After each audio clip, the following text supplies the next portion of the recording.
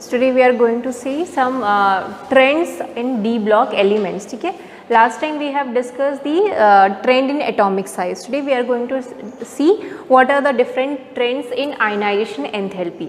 So first let me know what is the ionization enthalpy.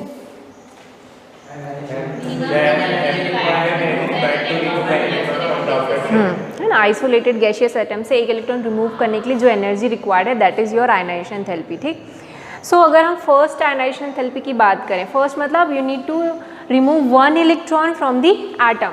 तो जो first ionization enthalpy है इस group की, जो डी ब्लॉक एलिमेंट्स है उसकी, तो वो एस ब्लॉक के एलिमेंट से ज़्यादा होती है बट पी ब्लॉक के एलिमेंट से कम होती है.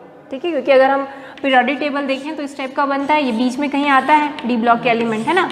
तो हमको पता है आयनाइजेशन एंथैल्पी क्या होती है. जब हम पीरियड में इधर जाते हैं तो आयनाइजेशन एंथैल्पी क्या होती है, इंक्रीज होती है due to the smaller size of the atomic atoms.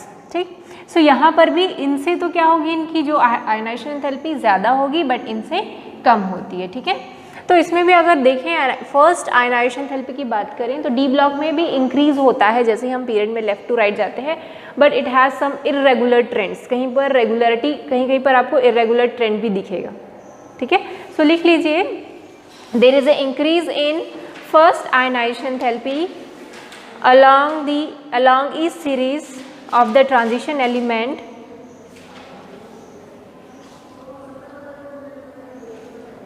but there is some irregular trend.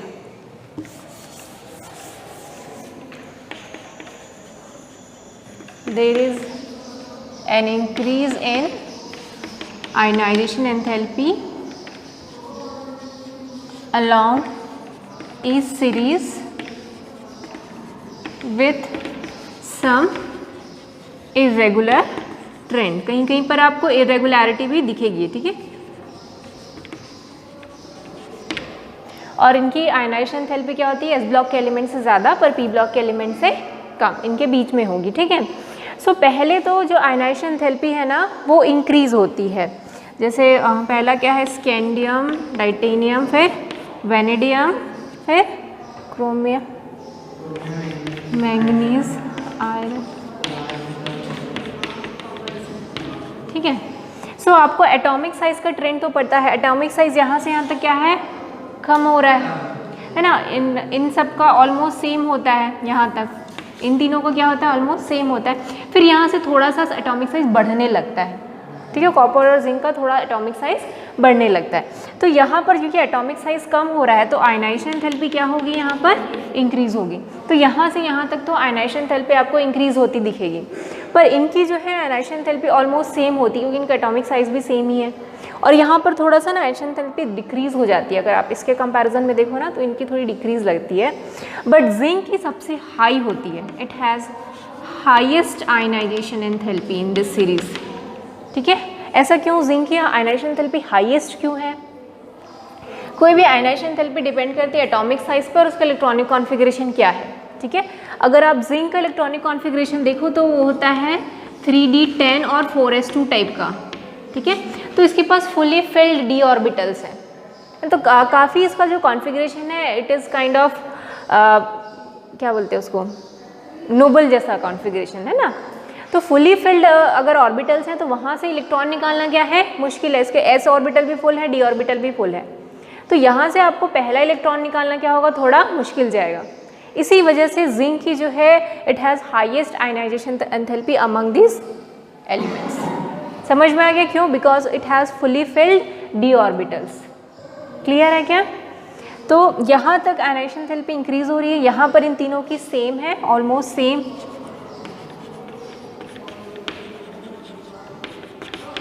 ठीक है, फिर वहाँ पर हाईएस्ट होती है. इसका ट्रेंड जो आपकी अच्छा डायग्राम नहीं बनाया है इसमें,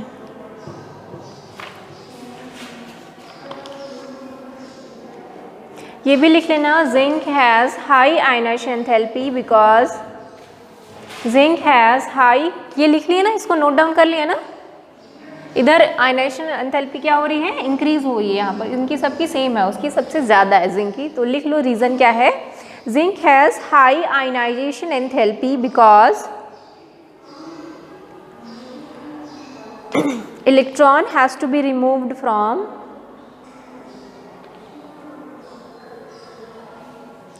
(4s) orbital of stable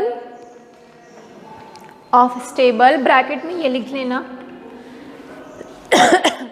for stable, bracket में ये कॉन्फ़िगरेशन लिख लो, configuration for stable configuration.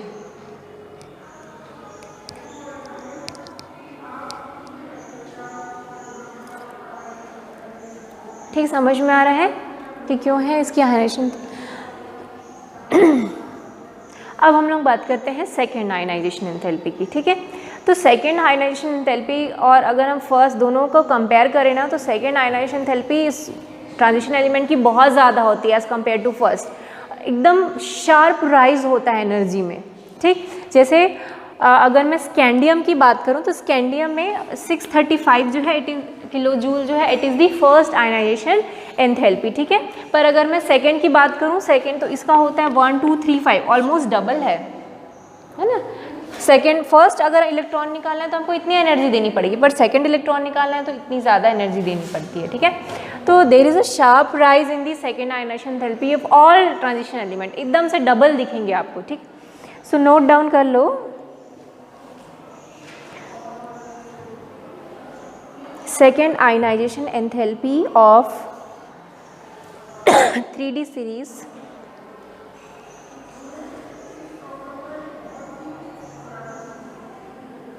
is much higher than the first ionization enthalpy.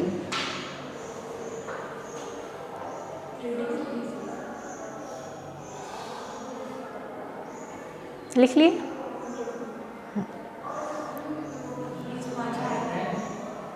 First ionization enthalpy.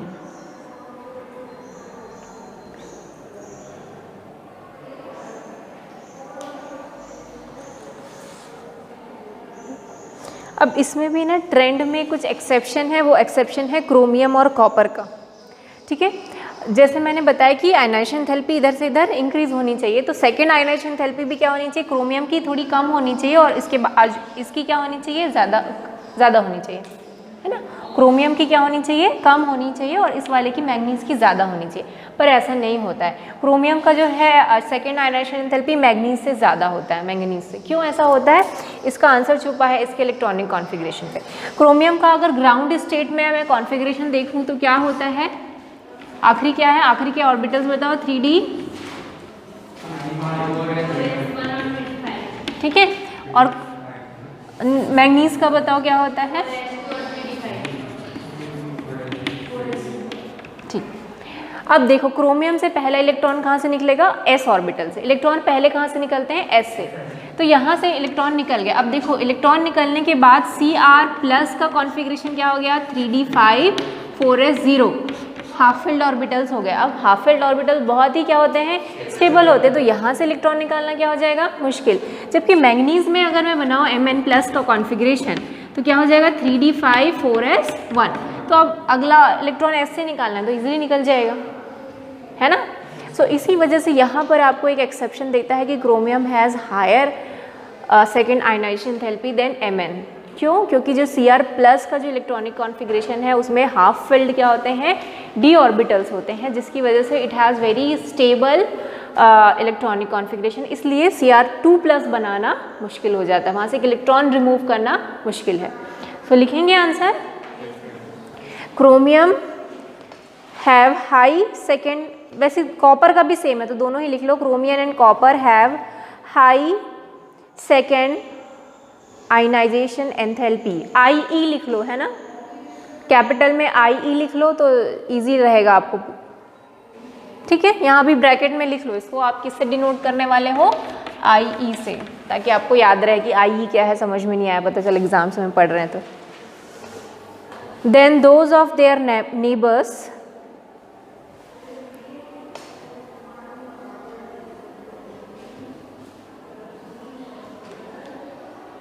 these exceptions are attributed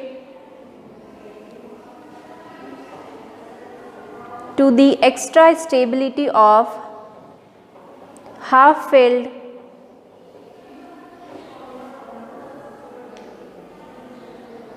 and completely filled set of d orbitals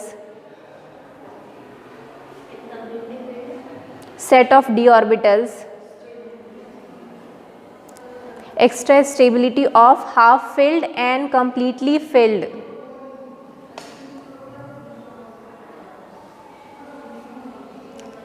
set of d orbitals, completely filled set of d orbitals in chromium, bracket में लिखना 3d5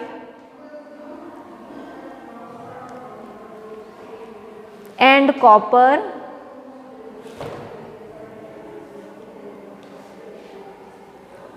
दिख रहा है कि नहीं यहाँ पर से?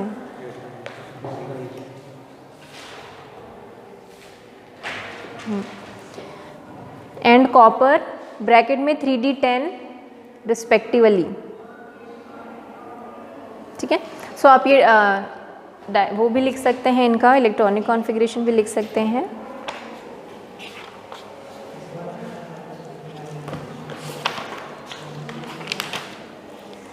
ठीक, तो एक्चुअली इनका जो इलेक्ट्रॉनिक कॉन्फ़िगरेशन होता है वो किससे मैच करता है? यहाँ तक का आर्गन से मैच करता है ना। सो यहाँ पर यह क्रोमियम और मैग्नीज का है, फिर Cr+ और Mn+ का लिख दो और वहाँ से आपको पता चल जाएगा, ऐसा हाईलाइट भी कर सकते हो आप। ठीक है ना, Cr का और Cu का बस लिख लो। ठीक है, this is the Cr in ground state और Cr+ का क्या हो जाएगा? आर्गन जैसा ही स्ट्रक्चर होता है बट ये क्या हो जाएगा? 4s0। और कॉपर का क्या होता है इलेक्ट्रॉनिक कॉन्फ़िगरेशन? 3d10 और 4s1 है ना। हाँ ठीक है ना, ठीक है दोनों चलेगा। ऐसे भी लिख सकते हैं, कुछ नहीं है उसमें। मैं इसलिए ऐसा लिख रही हूँ कि इलेक्ट्रॉन सबसे पहले कहाँ से निकलेंगे? s ऑर्बिटल पे, इसलिए मैं s को आखिरी में लिख रही हूँ। आप जैसा लिख रहे हैं वो भी सही है बिल्कुल। ठीक है, तो आप यहाँ से देख रहे हैं कि इसका स्टेबल कॉन्फ़िगरेशन हो गया है, इस वजह से इलेक्ट्रॉन निकालना मुश्किल है। अब हम लोग बात करते हैं थर्ड आयनाइजेशन एंथैल्पी की। ठीक है, सो थर्ड आयनाइजेशन एंथैल्पी भी सेकेंड से ज़्यादा ही होता है। अच्छा नहीं, इसमें सेकेंड में एक पॉइंट छूट गया है। अब जिंक की जो है ना आयनाइजेशन एंथैल्पी इधर कॉपर और बाकी सबसे थोड़ी कम होती है। क्यों ऐसा होता है? सेकेंड आयनाइजेशन एंथैल्पी, क्योंकि देखो अगर मैं जिंक का कॉन्फ़िगरेशन लिखूं तो वो क्या हो जाएगा? 3d10 4s2 है ना, हो जाएगा। अब जिंक प्लस का लिखूंगी तो क्या हो जाएगा? 3d10 और 4s1। तो अब इसका कॉन्फ़िगरेशन स्टेबल नहीं है, तो अब यहाँ से इलेक्ट्रॉन निकालना कंपैरेटिवली क्या हो जाएगा? ईजी हो जाएगा, है ना। सो इसी वजह से हायर तो होता ही है। पहले वाले केस में अगर देखूंगी तो 908 लगता है। ठीक है, इतना किलो जूल पर मोल हमको एनर्जी लगती है, और सेकेंड के केस में 730 लगती है। ठीक है, इतना किलो जूल। पर कंपैरेटिवली अगर कॉपर से कंपेयर करें या फिर हम लोग निकल से कंपैरिजन करें तो उससे उसकी एनर्जी कम है। तो क्यों है सेकेंड आयनाइजेशन एंथैल्पी कम? उसका रीज़न यही है कि एक जब इलेक्ट्रॉन लूज करता है तो उसका कॉन्फ़िगरेशन ये हो जाता है, स्टेबल से अब क्या हो गया? अनस्टेबल टाइप का कॉन्फ़िगरेशन। तो यहाँ से अब इलेक्ट्रॉन निकालना क्या है? ईजी हो गया है। इस वजह से इन दोनों से उसका जो है सेकेंड आयनाइजेशन एंथैल्पी निकल और कॉपर से इसका क्या होता है? कम होता है। ठीक, अब थर्ड की बात करते हैं। So third ionization enthalpy is not complicated by the 4s orbital factors. जो थर्ड आयनाइजेशन एंथैल्पी है ना, Fe की सबसे कम होती है। ठीक, जो थर्ड आयनाइजेशन एंथैल्पी होगी वो पूरे सब में सारे एलिमेंट में Fe की सबसे कम है। क्यों? चलो देखते हैं। Fe का इलेक्ट्रॉनिक कॉन्फ़िगरेशन बताओ क्या होता है? 3d में कितने इलेक्ट्रॉन है ना। ठीक, अब Fe+ बनेगा। ठीक, Fe+ में क्या हो जाएगा? 3d6 4s1। तो ये फर्स्ट हो गया ना। सेकेंड आयनाइजेशन में क्या हो जाएगा? 3d5 3d6 4s0। अब देखो अब अभी भी स्टेबल नहीं है, एक इलेक्ट्रॉन निकलेगा तब ये बहुत स्टेबल हो जाएगा, क्योंकि फिर 3d5 अटेंड कर लेगा वो। तो इसकी थर्ड आयनाइजेशन एंथैल्पी इसलिए क्या होती है?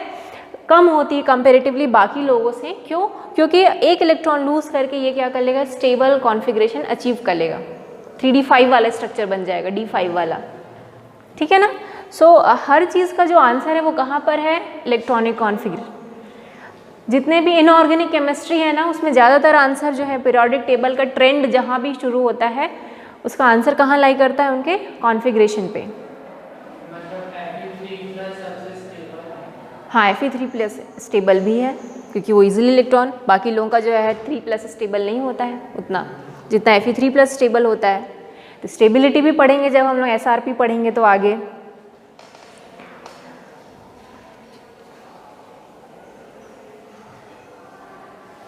ऑक्सीडेशन स्टेट और SRP पढ़ेंगे तब ये भी पढ़ेंगे कि 3+ जो है Fe3+ बहुत स्टेबल है, ठीक। तो इसमें जैसे क्वेश्चन आ सकता है कि third ionization enthalpy of Fe is lower than that of Mn, ठीक है। क्या क्वेश्चन आ सकता है कि Fe की जो थर्ड आयनाइजेशन एंथैल्पी है Mn से कम है, जबकि ट्रेंड क्या होना चाहिए कि इंक्रीज होना चाहिए, बट ये थोड़ा इरेगुलरिटी है क्योंकि Fe की कम है और Mn की ज़्यादा है थर्ड आयनाइजेशन एंथैल्पी। तो उसके रीज़न के लिए आप क्या बनाएंगे, उसका इलेक्ट्रॉनिक कॉन्फ़िगरेशन करके बताएंगे कि इस तरीके से हो रहा है। अगर Mn का बनाएंगे तो Mn का जो है काफ़ी स्टेबल कॉन्फ़िगरेशन हो जाता है, जिससे इलेक्ट्रॉन निकालना मुश्किल है, जबकि इसका जो है एक इलेक्ट्रॉन लूज करके it will achieve the stable configuration that is 3d5 configuration. इसी वजह से इसका जो है थर्ड आयनाइजेशन एंथैल्पी Fe का कम है और मैंगनीज का ज़्यादा है, ठीक। आप अच्छे से ना आप अंदर क्या लिखे हो उससे मैटर भी नहीं करेगा। अगर आपने बहुत अच्छे से दोनों का इलेक्ट्रॉनिक कॉन्फ़िगरेशन लिख के बता दिया है ना, अंदर लिखना तो पड़ेगा ही कुछ चीज़ें, ठीक है। बट अगर आपकी इंग्लिश में मिस्टेक भी है, इज़ RM ग्रामेटिकल मिस्टेक है बाई चांस, बट आपने ये कॉन्फ़िगरेशन बहुत अच्छे से बना के बता दिया कि भाई ये Fe, Fe2+, Mn2+, Mn3+ ऐसा करके बता दिया है, थोड़ा सा हाईलाइट कर दिया है, 3d5 कहीं पर आ गया है, तो आंसर पढ़ने वाला पूरा आंसर भी नहीं पड़ेगा। आपने कहीं D5 लिखा दिखा, उसको अच्छे से दिखा कि इलेक्ट्रॉनिक कॉन्फ़िगरेशन बना है, मतलब वो समझ जाएगा कि अंदर आंसर भी उसने थोड़ा सा ही सही लिखा होगा। नेक्स्ट है ऑक्सीडेशन स्टेट। इतना क्लियर हो गया ना। तो ऑक्सीडेशन स्टेट पढ़ते हैं। ऑक्सीडेशन स्टेट मतलब क्या होता है, कोई जब वो, हाँ, जैसे जिसको हम पहले वैलेंसी बोलते थे है ना 9th-10th में, वही क्या होता है, ऑक्सीडेशन स्टेट होता है उसका। सो जो इस ट्रांजिशन एलिमेंट के जितने भी एलिमेंट्स हैं ना वो अलग अलग तरीके का ऑक्सीडेशन स्टेट दिखाते हैं, वैरायटी ऑफ ऑक्सीडेशन स्टेट, ठीक है। जैसे आपको टेबल 8.3 में दिख रहा होगा कि कितने अलग अलग ऑक्सीडेशन स्टेट शो कर रहे हैं। ये स्कैंडियम का देखो, बस एक स्कैंडियम ही एक्सेप्शन है, ठीक है, कि वो सिर्फ एक ही ऑक्सीडेशन स्टेट शो करता है, वो क्या है, +3। बाकी उसके अलावा और कोई वो ऑक्सीडेशन स्टेट शो नहीं करता, ठीक है। सो स्कैंडियम यहाँ पर एक एक्सेप्शन है, और कभी कभी आता है एग्जाम में कि कौन सा एलिमेंट है which shows the minimum oxidation state, तो कौन सा है ये, स्कैंडियम जो है उसका सिर्फ एक ही ऑक्सीडेशन स्टेट है। जिंक जो है ट्रांजिशन एलिमेंट नहीं है ना, वो डी ब्लॉक का एलिमेंट है पर वो ट्रांजिशन एलिमेंट नहीं है। It is from D block element but not it is not a transition element, ठीक। सो ये +2, +3, +4 ऐसा करके अलग अलग ऑक्सीडेशन स्टेट दिए हुए हैं, ठीक। इसमें से देखो सबसे ज़्यादा ऑक्सीडेशन स्टेट कौन शो करता है, मैंगनीज, है ना। Manganese shows the highest oxidation state. उसके कितने ऑक्सीडेशन स्टेट है, 6 हैं, +2, +3, +4, +5, +6, +7। Fe के 4 ऑक्सीडेशन स्टेट हैं, कोबाल्ट के 3, निकल के 3, कॉपर के 2 और जिंक के 2, ठीक है। +2 है, सॉरी जिंक का सिर्फ एक ही है, +2। अब देखो क्रोमियम का +2, +3, +4, +5, +1 भी कभी कभी दिखाता है क्रोमियम, 5 ही है। अच्छा, दूसरा है इनके ऑक्सीडेशन स्टेट को जानने के लिए आप इनका जो कॉन्फ़िगरेशन है उससे भी समझ सकते हो, है ना। मतलब ये क्या करते हैं, इलेक्ट्रॉन लूज करते हैं हमेशा, ये मेटल्स हैं सारे, तो हमेशा ये प्लस ऑक्सीडेशन स्टेट ही शो करेंगे। इनकी टेंडेंसी नहीं है इलेक्ट्रॉन गेन करने की, इनकी टेंडेंसी क्या है, इलेक्ट्रॉन लूज करने की, तो ये हमेशा प्लस ऑक्सीडेशन स्टेट ही शो करते हैं, ठीक है। इनका अगर ऑक्सीडेशन स्टेट आपको समझना है तो एक बार इनका इलेक्ट्रॉनिक कॉन्फ़िगरेशन से समझ सकते हैं आप लोग कि किस तरीके से इसमें इलेक्ट्रॉन जो है वो जा रहे हैं। टाइटेनियम का इलेक्ट्रॉनिक कॉन्फ़िगरेशन क्या होता है, आखिरी वाला बताओ।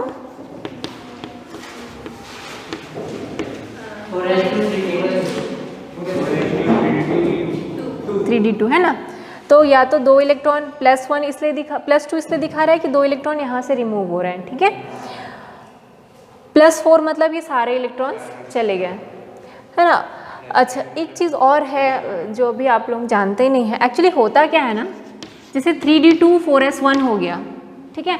तो जब s में एक इलेक्ट्रॉन होता है ना, तो वो एक इलेक्ट्रॉन कहाँ चला जाता है, इस d ऑर्बिटल में चला जाता है ना। तो ये हो जाता है 3d3 4s0। तो इसका जो +3 ऑक्सीडेशन स्टेट है वो इसकी वजह से है, क्योंकि 3 इलेक्ट्रॉन वो क्या कर लिया, लूज कर लिया। +4 क्या है, उसने चारों अपने जो आउटर मोस्ट शेल है और उससे पहले वाला शेल सारे इलेक्ट्रॉन्स क्या कर लिए, लूज कर लिए। तो इस वजह से उसका ऑक्सीडेशन स्टेट क्या हो गया, +4। +2 मतलब वो कहाँ के इलेक्ट्रॉन लूज कर रहा है, s के।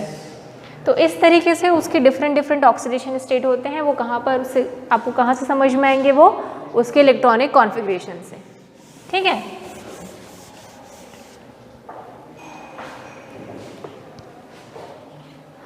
दूसरी इम्पोर्टेंट की बात है कि इसमें कौन कौन से ऑक्सीडेशन स्टेट जो है स्टेबल है। तो स्टेबिलिटी की बात करें तो टाइटेनियम का जो है +4 ऑक्सीडेशन स्टेट क्या है, स्टेबल है। वेनेडियम का +5, और इसका भी आंसर आपको कहाँ से मिलेगा, उसका इलेक्ट्रॉनिक कॉन्फ़िगरेशन बनाओगे देखोगे, जो +5 ऑक्सीडेशन स्टेट होगा वेनेडियम का, उसमें जो उसका कॉन्फ़िगरेशन होगा वो क्या होगा, काफ़ी स्टेबल टाइप का होगा। इसी वजह से +5 इलेक्ट्रॉनिक जो +5 ऑक्सीडेशन स्टेट है वो क्या है, सबसे स्टेबल वन है। क्रोमियम के 2 स्टेबल ऑक्सीडेशन स्टेट हैं, क्या क्या है वो, +6 है ना। मैंगनीज के 2 हैं, +2 और +7। Fe के भी 2 हैं, कोबाल्ट के 2 हैं, +2 +3, निकल के +2 और कॉपर का +2, जिंक का +2। तो ये सब उसके स्टेबल ऑक्सीडेशन स्टेट हैं, है ना। कोई भी ऑक्सीडेशन स्टेट स्टेबल तब होगा जब उस कॉन्फ़िगरेशन में उस स्टेट में उसका इलेक्ट्रॉनिक कॉन्फ़िगरेशन क्या होगा, स्टेबल होगा, ठीक है। इसको हम लोग अभी रिडक्शन पोटेंशियल से भी समझेंगे इस स्टेबिलिटी को, ठीक है। रिडक्शन पोटेंशियल से भी कैसे समझते हैं, वो क्वेश्चन जो आईआईटी वगैरह में देता है, नीट और आईआईटी में वैसे क्वेश्चंस देता है एसआरपी से रिलेटेड।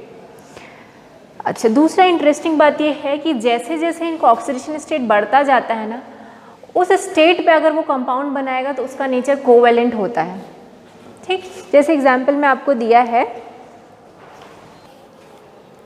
जब जो ट्रांजिशन एलिमेंट है वो +2 या +3 ऑक्सीडेशन स्टेट से कोई कंपाउंड बनाते हैं, ठीक है, तो उस कंपाउंड का नेचर क्या होता है, आयनिक होता है। पर अगर वो लोग हायर ऑक्सीडेशन स्टेट को लेकर कोई कंपाउंड बनाएंगे जैसे +7 से, तो उसका नेचर क्या रहेगा, कोवेलेंट, जैसे कि Mn4-, ठीक है। ये एक कंपाउंड है या फिर कोई भी स्पीशीज़ है, इस स्पीशीज़ में जो ये पूरा का पूरा जो है वो कोवेलेंट कैरेक्टर है इसमें, क्योंकि यहाँ पर जो Mn है उसमें क्या है, उसका ऑक्सीडेशन स्टेट +7, ठीक है। तो जब ये ट्रांजिशन मेटल्स हैं वो हायर ऑक्सीडेशन स्टेट वाले कंपाउंड बनाएंगे तो उनका नेचर क्या रहेगा, कोवेलेंट, और लोअर ऑक्सीडेशन स्टेट में उनका नेचर क्या रहेगा, आयनिक। तो लिख लो इस पॉइंट को, इन दी +2 and +3 oxidation state the bond formed are mostly ionic.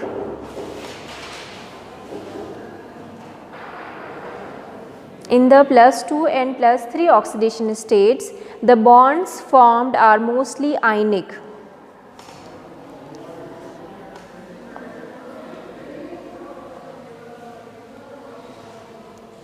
Full stop. In the compounds of higher oxidation state,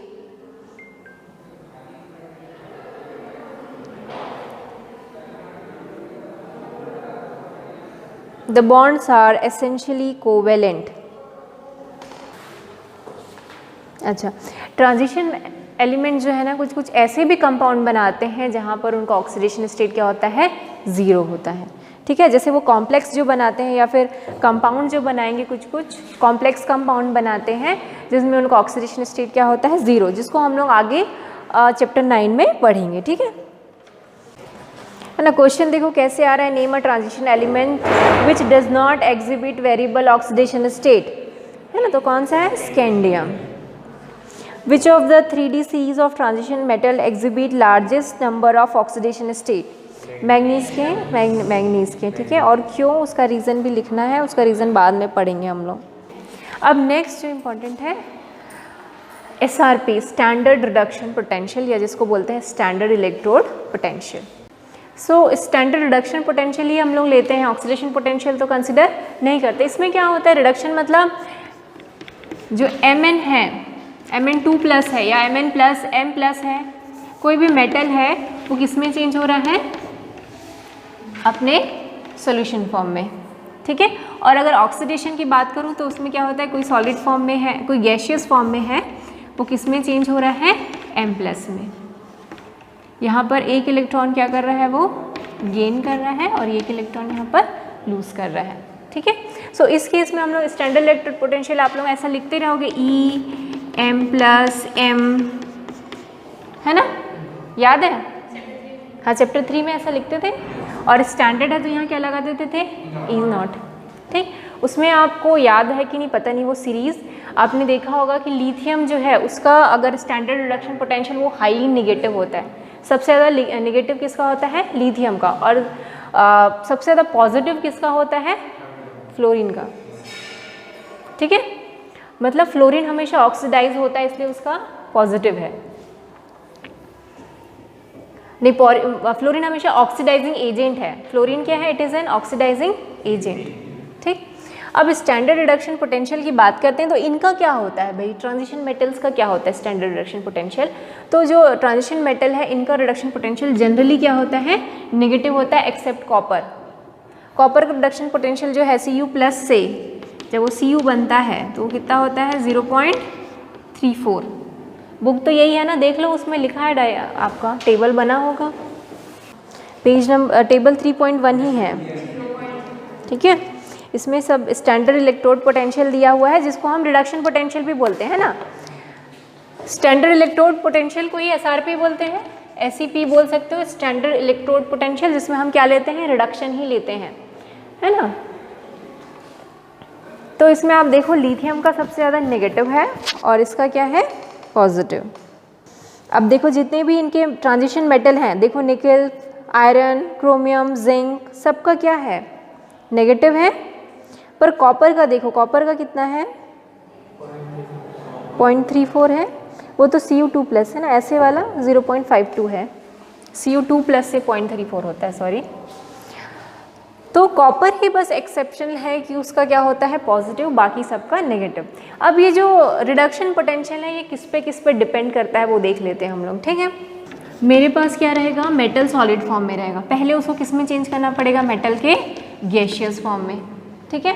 अब गैशियस फॉर्म में चेंज करने के लिए मुझे इलेक्ट्रॉन निकालने के लिए यहाँ पर क्या देनी पड़ेगी, आयनाइजेशन एंथैल्पी देनी पड़ेगी, कुछ डेल देना, डेल IE लिख देती हूँ ना। स्टेट सॉलिड से गैस में बनाने के लिए भी आपको कुछ एंथैल्पी लगेगी जिसको हम बोलते हैं सब्लिमेशन एंथैल्पी, ठीक है। पोटेंशियल यहाँ पर आए थे ना, तो सॉलिड जब गैशियस स्टेट में चेंज होता है तो हमको क्या देनी पड़ती है, एंथैल्पी, सब्लिमेशन एंथैल्पी देनी पड़ेगी। अब ये जो ये गैशियस फॉर्म में चेंज हो गया, ठीक है। अब गैशियस फॉर्म में चेंज होने के बाद हमको इससे एटम एक इलेक्ट्रॉन निकालना, तो हमको क्या देनी पड़ेगी, आयनाइजेशन एंथैल्पी देनी पड़ेगी। अब ये जो इलेक्ट्रॉन निकला है, ठीक है, अभी किस में बदल गया, M+ आयन में। अब इसका एक्वस सॉल्यूशन बनेगा, तो एक्वस सॉल्यूशन में जब आप इसको बनाते हो तो हम यहाँ पर कुछ हाइड्रेशन एंथैल्पी निकलती है, ठीक है। और ये क्या बन जाता है, M+ एक्वस, क्योंकि ये अभी क्या है, गैशियस फॉर्म में है, M+ गैशियस फॉर्म में है। सो ये पूरे स्टेप्स होते हैं। इसमें जो ये एंथैल्पी है ये जो होती है, इट इज़ एंडोथर्मिक वन, ये भी एंडोथर्मिक है, क्योंकि अगर आपको सॉलिड से गैस बनाना है तो क्या देना पड़ेगा, एनर्जी देनी पड़ेगी, तो वो एंडोथर्मिक है, ये भी एंडोथर्मिक। बट जब कोई चीज़ सॉल्यूशन बनता है ना तो वहाँ से एनर्जी रिलीज होती है, तो ये क्या हो गया, एक्सोथर्मिक वन, ठीक, समझ में आ गया ना। सो ये जो है ये हमेशा क्या होगा, पॉजिटिव में होगा, ये भी पॉजिटिव में होगा, और ये जो है एक्सोथर्मिक, क्योंकि एनर्जी निकल रही है तो वो क्या होगा, नेगेटिव होगा, ठीक है। सो आपने एक फॉर्मूला पढ़ा था ना, ΔG - ΔH - T ΔS, याद है ना, गिब्स इक्वेशन। और एक पढ़ा था ना, ΔG और -NEF, ये पढ़ा है ना, ठीक। तो देखो ये दोनों पॉजिटिव है, ये दोनों नेगेटिव है। अगर ज़्यादा अमाउंट में एनर्जी रिलीज़ हो रही है, ठीक है, ज़्यादा अमाउंट में एनर्जी रिलीज़ हो रही है, मतलब ये माइनस हो जाएगा आपका, ये माइनस हो गया तो ΔG क्या हो जाएगा, माइनस। ΔG अगर माइनस हो गया तो हमारा E क्या हो जाएगा, पॉजिटिव हो जाएगा, ठीक है। ई पॉजिटिव हो गया मतलब वहाँ पर जो रिडक्शन पोटेंशियल है वो क्या हो गया, पॉजिटिव हो गया, ठीक है। पर अगर डेल एच हमारा क्या हो गया है, नेगेटिव, सॉरी डेल एच अगर हमारा क्या हो जाता है, पॉजिटिव हो जाता है। सो पॉजिटिव अगर इसकी ज़्यादा वैल्यू है पॉजिटिव में तो डेल जी क्या हो जाएगा, प्लस, और डेल जी प्लस हो गया तो ई क्या हो जाएगा, नेगेटिव। तो यहाँ से हमको अब पता चलता है कि इलेक्ट्रोड पोटेंशियल जो होगा वो पॉजिटिव होगा कि नेगेटिव, कहाँ से, इनकी ये सब एंथैल्पीज़ की वैल्यू से, ठीक है। तो यही सारी वैल्यूज़ जो हैं वो दी हुई है आपकी टेबल 8.4 पे। नहीं, टेबल याद नहीं करना है, ठीक है। सो यहाँ पर देखो डेल ए जो दिया है ना वो सब्लिमेशन एंथैल्पी है, उसके बाद आई दिया है वो आयनाइजेशन एंथैल्पी है, और हाइड्रेशन एंथैल्पी दिया हुआ है, ठीक है। और फिर वहीं से हमको पता चलता है कि अगर एंथैल्पी नेगेटिव आ रही है, देखो सो ई नेगेटिव आ रहा है, हाँ कम नेगेटिव है, कोई ज़्यादा नेगेटिव है, सबसे ज़्यादा टाइटेनियम नेगेटिव है। कॉपर का बस आपको पॉजिटिव दिखेगा। ऐसा क्यों हो रहा है, कॉपर का पॉजिटिव क्यों दिख रहा है एंथैल्पी, क्योंकि देखो कॉपर के में जो आपको एनर्जी देनी पड़ रही है वो बहुत ज़्यादा एनर्जी देनी पड़ रही है एज़ कम्पेयर टू जो एनर्जी रिलीज हो रही है। देखो आपको कौन कौन सी एनर्जी देनी पड़ रही है, 339 और 745 एनर्जी देनी पड़ी, टोटल सम इतनी एनर्जी देनी पड़ रही है, और रिलीज कितनी हो रही है 1958। तो अब इसको सबको कैलकुलेट करने पे जो नहीं रिलीज हो रही है -21 रिलीज हो रही है ना, और बाकी ये सब तो फर्स्ट आयनेशन एंथैल्पी है, ये सेकंड है। तो टोटल जो है इसका जो इलेक्ट्रोड पोटेंशियल है वो क्या जा रहा है, पॉजिटिव। उसका रीज़न कभी कभी पूछता है, जैसे आपकी बुक में ये क्वेश्चन है 8.4, कॉपर की जो है Em2+/m की जो वैल्यू है पॉजिटिव है, उसका रीज़न क्या है। 8.4 क्वेश्चन वही टेबल के पीछे, टेबल के वाले पेज के साइड में 8.4 बगल पेज के लास्ट, हाँ ठीक है। कॉपर की जो ये प्लस वैल्यू है वो प्लस में क्यों है, क्योंकि वहाँ पर हमारी जो ये वाली वैल्यू है सब्लिमेशन वाली और आयनेशन एंथैल्पी वाली, वो वैल्यूज़ क्या हैं, बहुत ही ज़्यादा है as compare to hydration energy, ठीक है। क्योंकि उसमें आपको दिया भी हुआ है हिंट में कि डेल जो है, डेल ए जो है वो ज़्यादा है और लो हाइड्रेशन इसकी एंथैल्पी है, ठीक है। तो ये जो एनर्जी रिलीज हो रही है वो क्या हो रही है, कम, और ये जो एनर्जी जो चाहिए वो क्या है, ज़्यादा। इसी वजह से उसका जो डेल एच है वो ओवरऑल में क्या हो जाता है, पॉजिटिव हो जाता है, और उसका जो रिडक्शन पोटेंशियल है वो भी क्या हो जाएगा, पॉजिटिव हो जाएगा, ठीक है।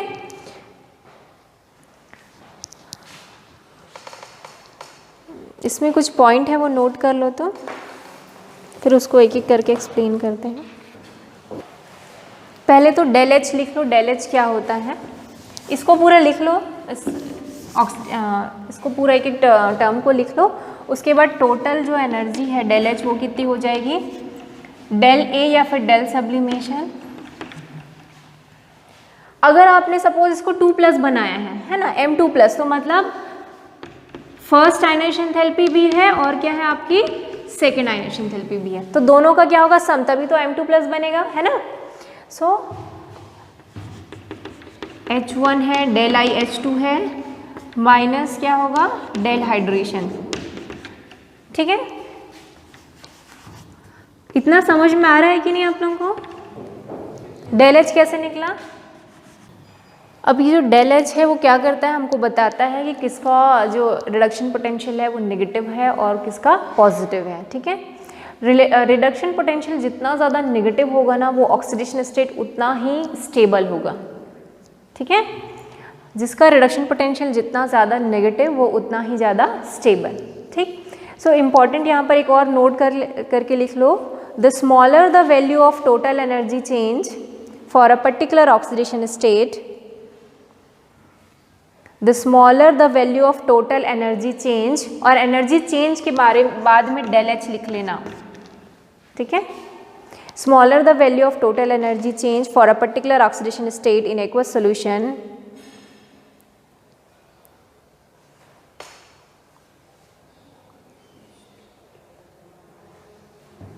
greater will be the stability of that oxidation state,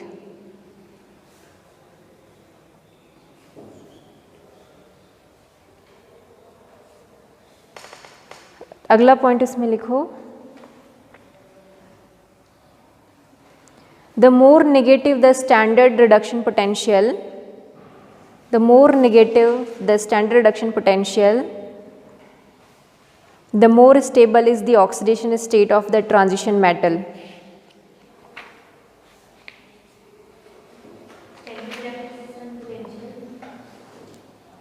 More negative the standard reduction potential of the electrode, the more stable is the oxidation state. The more stable is the oxidation state of the transition metal. तो जितना ज़्यादा उसका आप देख रहे हो यहाँ पर रिडक्शन पोटेंशियल जितना ज़्यादा नेगेटिव है, जैसे कि सबसे ज़्यादा नेगेटिव किसका है, टाइटेनियम का है ना, -1.63। तो इसका Ti2+ जो होगा सबसे ज़्यादा क्या होगा, स्टेबल होगा।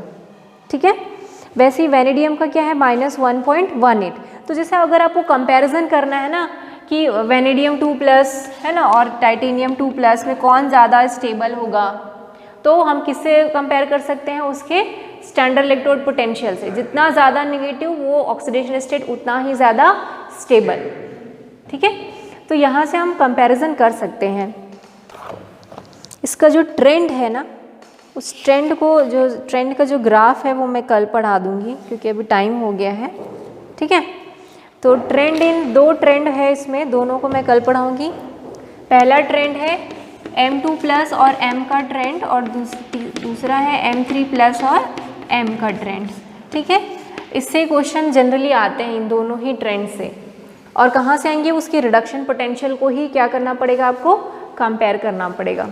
और इसी वजह से इसको कंपैरिजन से ही आपको समझ में आएगा कि जो Mn3+ है वो क्यों ऑक्सीडाइजिंग एजेंट की तरह काम करता है, जबकि Fe3+ जो है वो रिड्यूसिंग एजेंट की तरह काम करता है। तो ये वाले क्वेश्चन भी बहुत आते हैं बोर्ड में, है ना। तो जो क्वेश्चन आते हैं बोर्ड में इसी दोनों ट्रेंड से, ज़्यादातर क्वेश्चन इसी ट्रेंड से आते हैं, तो जो हम अगली क्लास में करेंगे। ठीक, ओके, थैंक यू।